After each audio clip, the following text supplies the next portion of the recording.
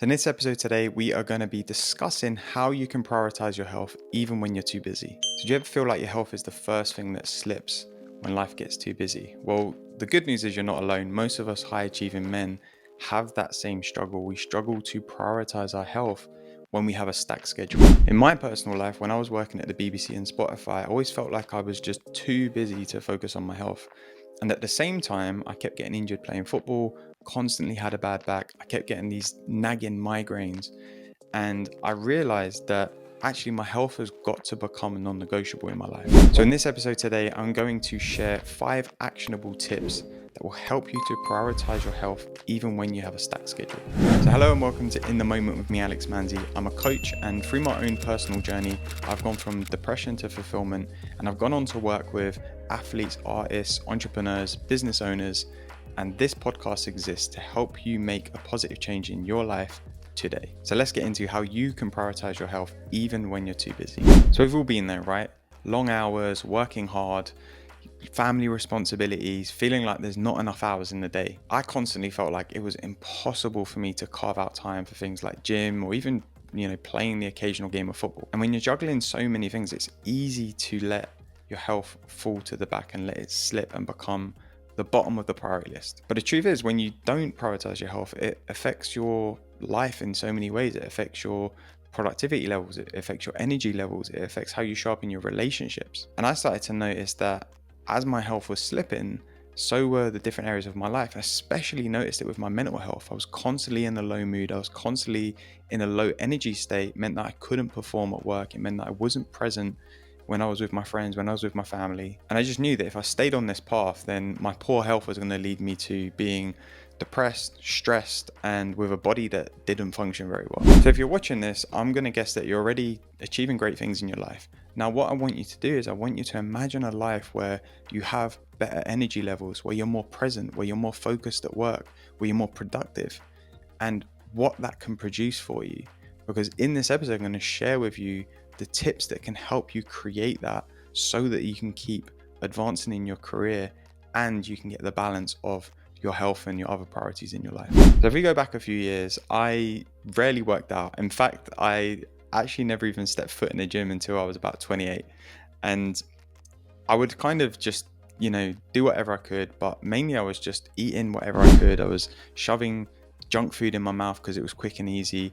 I was looking for quick fixes rather than a long-term solution. And I just felt like I was too busy to focus on my health. I had so many other things going on. But after a period of feeling just constantly exhausted, constantly stressed, I realized that something had to give. And my turning point actually came when I had a mental health breakdown, and it made me realize that I had to make a change. I had to do something. I couldn't continue in my life the way I was, because if I didn't make a change, then my future wasn't going to look very exciting. It was going to look very bleak. And I knew that if I wanted to change my future, I had to do something about it in that moment from that day.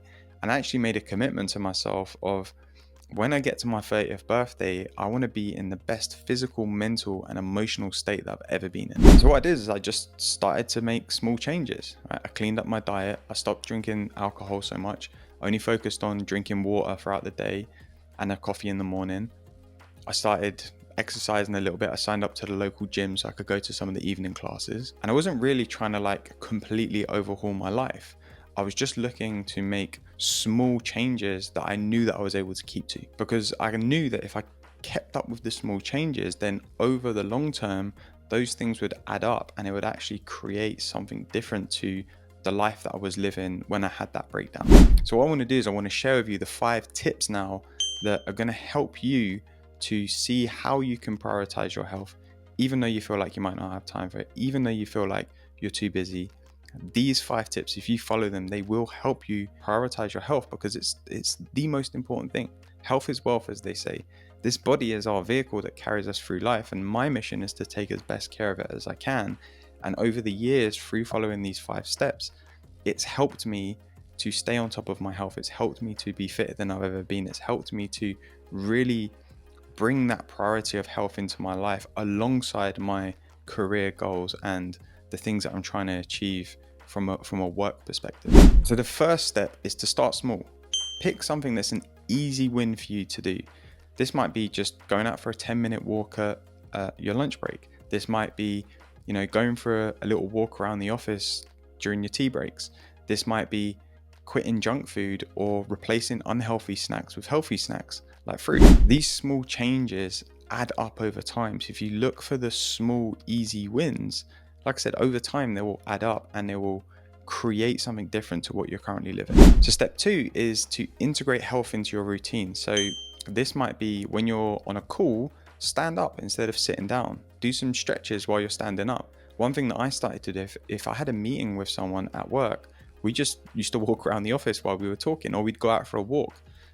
Outside of the building, we'd walk around. Another thing I started to do is when I was coming up the tube inside the tube at London, instead of standing on the escalator and being carried up, I would walk up. And it's a very simple thing. It takes a couple of minutes, but walking up the escalators every day, twice a day, it's a little bit of exercise that I wasn't getting otherwise. And the other thing that I did, which was a sneaky tactic, was I stopped buying sweets and biscuits. I love sweets and biscuits, but I had to realize, like, if I keep buying them, I'm going to keep eating them because my willpower wasn't that great.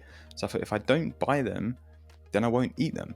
So I just stopped buying sweets and biscuits, and I actually started buying more fruit and more nuts. So when I had that sweet craving or that craving for a snack, and I'd go to the cupboard, there'd be healthy options there. And another thing that I did was to get up a little bit earlier than what I was normally and make time to do a little workout before I went to work. And these little daily changes, they really made a big difference in my life. So step 3 is to set clear boundaries so that you can prioritize your health.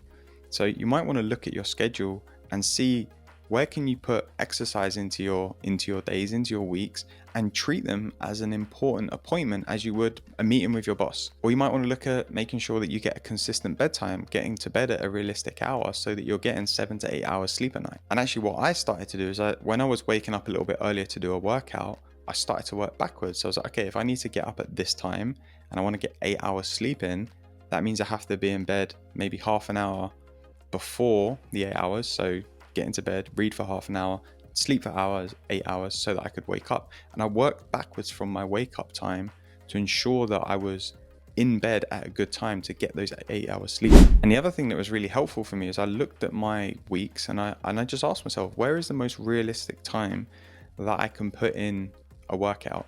And for me, what became obvious was the morning, because the industry that I worked in at the time, music, there was normally social events going on in the evenings. So if there was an event on, chances are I wouldn't go to the gym after the work, I'd go to the event if it was something I wanted to go to.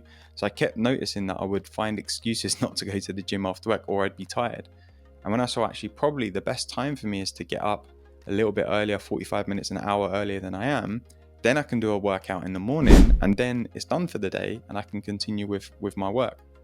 So looking at your schedule and seeing when's realistic for me to put workouts in and create the time to put those workouts, to put that exercise into my life. So step 4 is to use accountability as your friend. So something you can do is you can leverage a friend literally as an accountability buddy. Sign up to the gym and have someone that you can go with to be an accountability partner. Join a group, a running club, something like that.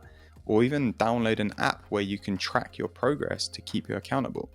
Something that I did is when I first signed up to the gym and I was going to classes in the evenings, I signed up to the gym with my cousin and we kind of used each other as an accountability partner. Like if we said, hey, we're going to go to the gym tonight, it's a Wednesday, then we would both make sure that we were there because we didn't want to let the other person down. And that became super helpful because I had someone or something, if you're using an app, to be accountable to. So leverage accountability to help you stay committed to the things that you say that you want to do. And step 5, and this is probably the key thing in all of this, is to be compassionate towards yourself. Look, it's going to take a while to get into a consistent routine. So the days where you might miss a workout or you might focus on other things, go easy on yourself. Like it's going to happen. Like it still happens to me today. I'm not perfect with my routine. In fact, this week, I didn't go to the gym on Monday when I normally go. And I had to practice compassion with myself and say, right, I'll go tomorrow instead. And if you miss a day, it's not the end of the world. Just ensure that you get back on the horse the following day, and then you can stay and build the consistency from there and stay consistent from there. The best thing is to focus on your progress one day at a time rather than dwelling on the days where you haven't quite done what you said you were going to do, because that will keep you stuck. If you just focus on, okay, what can I do tomorrow given the situation today, it makes it a lot easier and it takes the heaviness out of feeling bad for not doing the thing that you said you were going to do. So prioritizing your health really doesn't have to be overwhelming. If you focus on starting small, integrating good habits into your routine, leveraging accountability, setting clear boundaries, and being self-compassionate, it makes it really easy to start prioritizing health in a busy schedule. So I want you to consider this. What's one small change you can make for your health today? Comment it down below and use it as a way to encourage yourself to start this journey towards better health. And those of you who are in the comments, just use it as a way to encourage each other and support each other to be on that journey. So hopefully this episode has helped you to see how you can prioritize your health even when you're busy. And if you've liked this video, be sure to hit the like button, hit subscribe, share it with a friend, someone who you think might find this helpful, because sharing the word is always going to be good. And if you want more tips on improving your life and improving your mindset, then be sure to join my daily email list, Mindful Moments. The link is in the description of this episode down below. Come and join us there, and every day you'll get an actionable tip to help you start making positive changes to your life. So thank you for watching, and I will see you for the next episode.